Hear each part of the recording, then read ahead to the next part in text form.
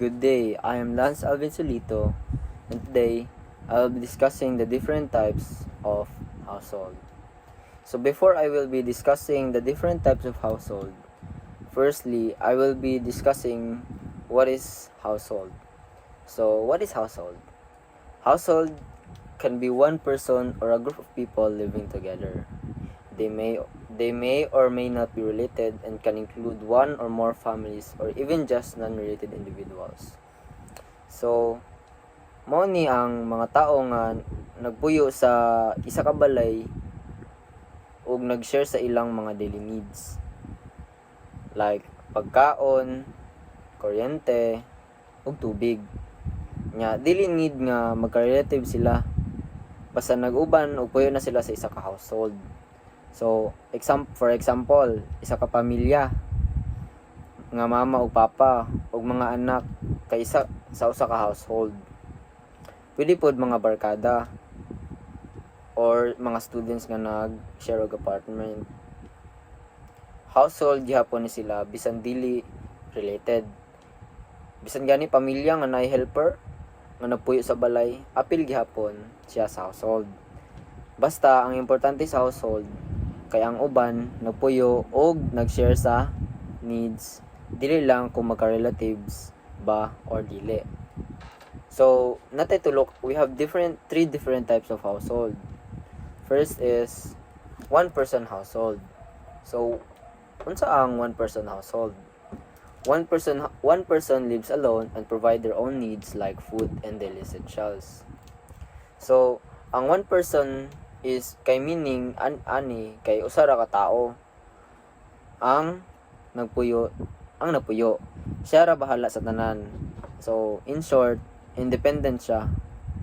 Like, example, ikaw nagpuyo sa boarding house kay nagskwela ka sa lain nga syudad.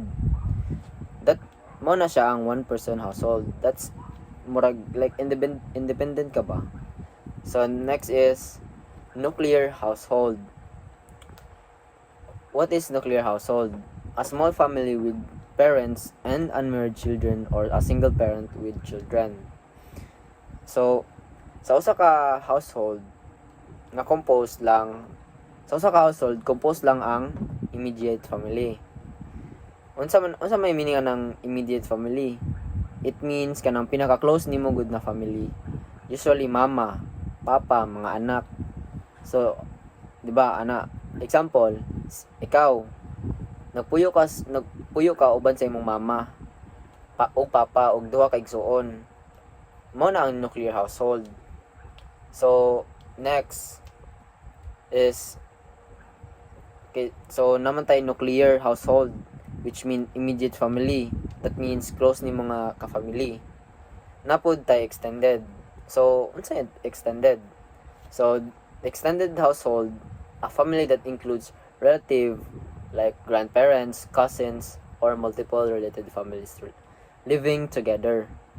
So, this means nga dili lang immediate family, pero apil po di mo mga extended relatives like lolo og lula, tita og tito, and cousins. So, and usually mas daghan og tao kay daghan na pamilya nga nag-uban og puyo. So example, ikaw nagpuyo uban sa imong mama, papa, igsuon og sa iyang lola og tita. So that means extended household na siya.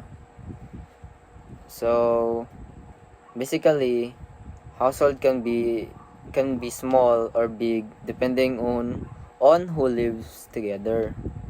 It can just be one person, a simple family, or big family with relatives.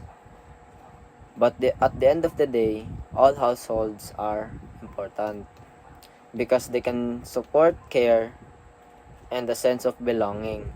That's all. Thank you.